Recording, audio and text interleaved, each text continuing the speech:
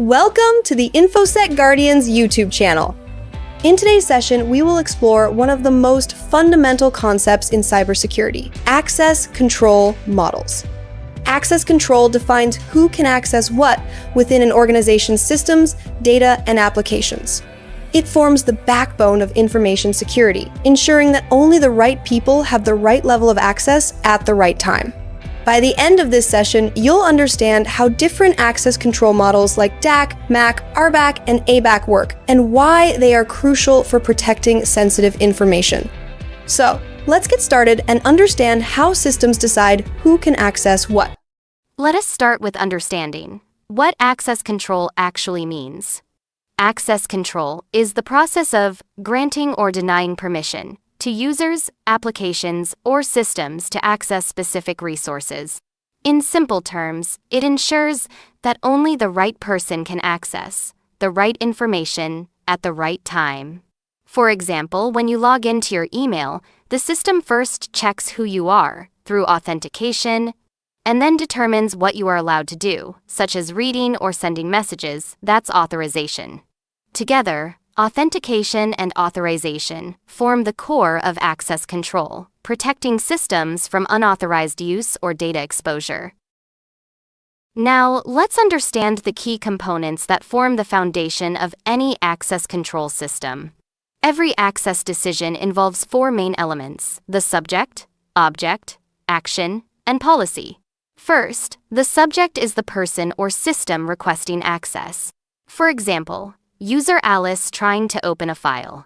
Second, the object is the resource being accessed, such as a file, database, or application. In our example, the object is the file payroll Excel document.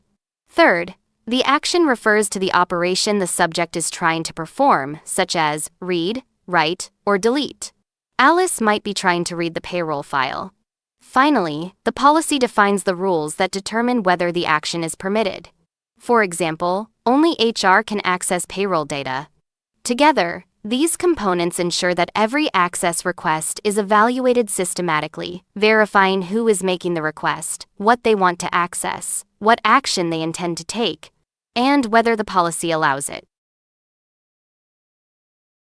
Now that we've understood the key components of access control, the subject, object, action, and policy, let's look at how these components interact through different access control models. There are four primary types of access control models, each defining a unique way of deciding who gets access to what. First, we have discretionary access control, DAC, where the owner of a resource decides who can access it and what they can do. This approach offers flexibility, but can introduce risks if users share access too freely. Second, mandatory access control, MAC, a highly restrictive model used in government and military environments. Here, access is determined by security classifications and clearance levels, not by individual choice.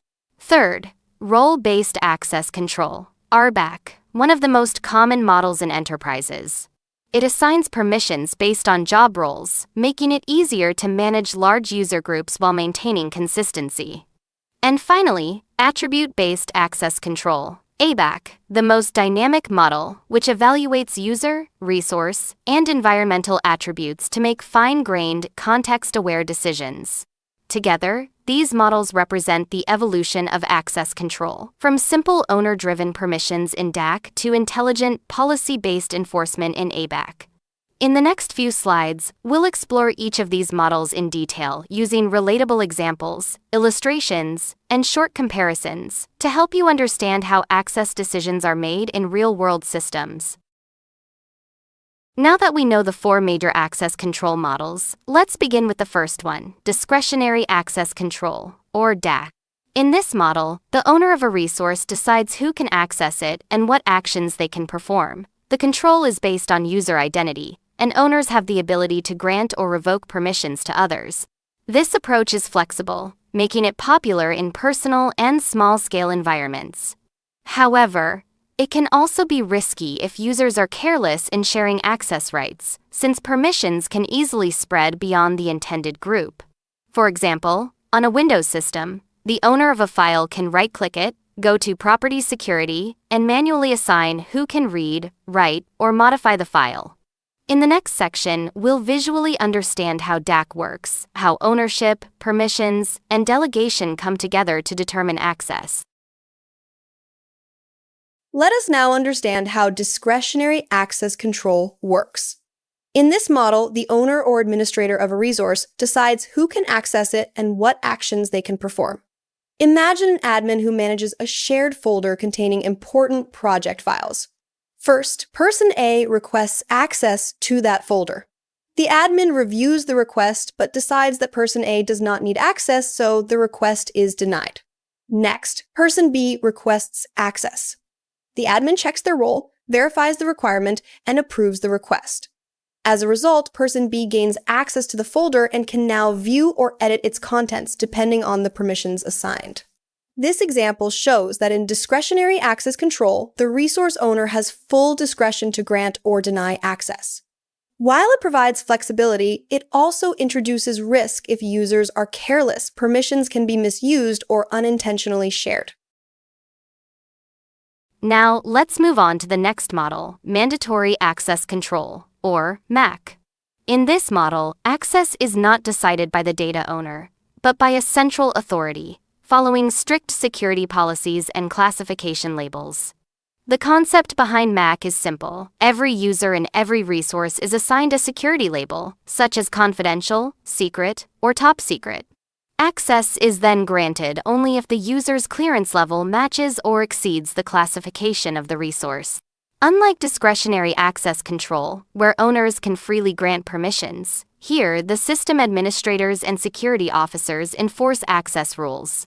This makes MAC highly secure and ideal for environments like defense, intelligence, and government agencies, though it's also less flexible in dynamic business settings. For example, a secret document can be opened only by users who hold secret or higher clearance. Anyone with a lower clearance, even the file creator, would be automatically restricted by the system. Let us now understand how mandatory access control works. In this model, access is not controlled by the owner, but by a central authority or system policy. Each user and file has a security classification, for example, confidential, secret, or top secret. Let's imagine an administrator managing documents that are classified as secret. The system enforces who can access them based on clearance level. Person A tries to open one of these files, but their clearance is only confidential. The system automatically blocks access because the security label on the document is higher than person A's clearance. Later, person B attempts to access the same file. Person B has a secret clearance, which matches the file's classification. The system grants access, and person B can now view the document. In mandatory access control, these permissions cannot be changed by users or file owners. Only the system or administrator can define or modify them. This ensures a high level of security and consistency, making mandatory access control ideal for government, defense, and other regulated environments. However, it offers less flexibility since users cannot freely share or modify access rights. Next, let's understand role-based access control, commonly known as RBAC. In this model, access is determined by the role assigned to a user within an organization, rather than by individual permissions. Each role carries a set of predefined permissions, and users automatically inherit those permissions when they are assigned that role. This makes RBAC efficient and scalable, especially for large organizations where managing individual access rights would be time-consuming and error-prone. The model also aligns naturally with organizational job functions and hierarchy. For instance, a human resources manager can view and edit employee data, while regular employees can only view their own records. Because of its simplicity and structure, RBAC is one of the most widely used access control models in enterprise systems, like ERP, CRM, and HR platforms. Let us now understand how role-based access control works. In this model, access is granted based on a person's role within the organization, not on individual identity. Each role, such as HR manager, engineer, or finance analyst, has a defined set of permissions linked to job responsibilities. Person A joins the organization as an engineer. As soon as they are assigned the engineer role, they automatically gain access to engineering design files and development tools. Later, person B is hired as an HR manager. Because of this role, the system automatically allows access to employee records and HR reports. If person A moves to the HR department, the old engineering privileges are removed and new HR permissions are applied simply by changing the assigned role. In role-based access control, permissions are tied to roles, not individuals. This makes administration simple, ensures consistency, and reduces the chance of manual errors. It's widely used in enterprises because it scales easily and keeps access aligned with each employee's responsibilities. Finally, let's understand attribute-based access control, or ABAC, the most advanced and flexible model of all. In ABAC, access is granted based on attributes, not just who the user is, but what they are trying to access, where they are accessing from, and under what conditions. It combines user attributes, resource attributes, and environmental attributes to make a decision. The system evaluates access requests through rule-based logic, often written as if, then statements. For example, if department equals finance, time is before 6 p.m., and the device is a corporate laptop, then access is allowed. This approach is context-aware and highly adaptive, making it ideal for cloud environments and modern zero-trust architectures, where access decisions must consider multiple dynamic factors. Because ABAC policies are centrally defined and automatically enforced, they provide fine-grained control across diverse systems and applications, ensuring security without manual intervention. Let us now understand how attribute-based access control works. In this model, access is granted based on a set of attributes about the user, the resource, and the environment. It follows rule-based logic, often written as if-then policies. For example, if user's department is equals finance and resource type is equals report, then allow read access. If device equals corporate laptop and location equals office, then allow upload access. If time is greater than 6 p.m., then deny write access. These kinds of conditions define how the system evaluates and grants permissions dynamically. Let's see how this works in action. Person A tries to open a financial report. The system checks the attributes. Person A belongs to the engineering department, not finance, so the policy denies access automatically. Later, person B attempts to access the same report. Person B works in finance. It's during business hours, and they're using a corporate managed device. All policy conditions are satisfied, the system grants access instantly. In attribute-based access control, access decisions are context-aware and evaluated in real time, based on multiple attributes rather than a single user identity. This makes attribute-based access control highly flexible and secure, perfect for cloud, API, and zero-trust environments, where permissions need to adapt continuously to user roles, devices, and conditions. Now that we have explored each model individually, let's take a look at their strengths and limitations side by side. Starting with discretionary access control, DAC. It's simple, flexible, and easy to implement, making it ideal for small environments or personal use. However, it relies heavily on user judgment, which makes it less secure and more prone to unauthorized access if permissions are shared too freely. Next, mandatory access control, MAC. It's extremely secure because permissions are enforced by a central authority based on classification levels. This makes it perfect for defense and government organizations, but it can be rigid and difficult to manage in dynamic business settings, where flexibility is needed. Then comes role-based access control, RBAC, widely used in enterprises because it scales efficiently and aligns with organizational job roles. It simplifies permission management, but it can suffer from role explosion when too many overlapping roles are created, and it doesn't easily adapt to context-aware scenarios. Finally, attribute-based access control, ABAC, the most modern and intelligent model. It's highly flexible, context-aware, and ideal for cloud and zero-trust environments, using multiple attributes like user role, device, time, and location to make decisions. However, it's also complex to design and maintain, requiring strong policy frameworks and computational power to evaluate access in real time.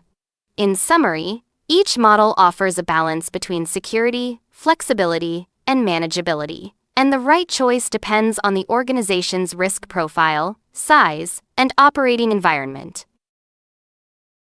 Now that we have understood the pros and cons of each model, let's bring them all together for a quick comparison. Discretionary Access Control DAC is user-driven and highly flexible, but less secure. Mandatory Access Control (MAC) provides the strongest centralized control, though it's rigid and best for environments requiring strict classification. Role-Based Access Control (RBAC) offers a balanced and manageable approach, aligning access with organizational roles and responsibilities. And Attribute-Based Access Control (ABAC) stands out as the most dynamic and adaptive model, ideal for cloud-native and zero-trust architectures. Each model reflects a different philosophy, from owner-driven control in DAC to policy-driven intelligence in ABAC, representing the evolution of access control in modern cybersecurity. And that brings us to the end of this session on access control models, an essential foundation for understanding how systems decide who gets access to what. If you enjoyed this session and learned something new today, don't forget to like, share, and subscribe to our channel Infosec Guardians, where we simplify cybersecurity concepts and bring real-world insights from the field. Stay connected with Infosec Guardians for more videos, tutorials, and deep dives into topics like cloud security, zero trust, and modern access management. Until next time, stay secure, stay aware, and keep learning.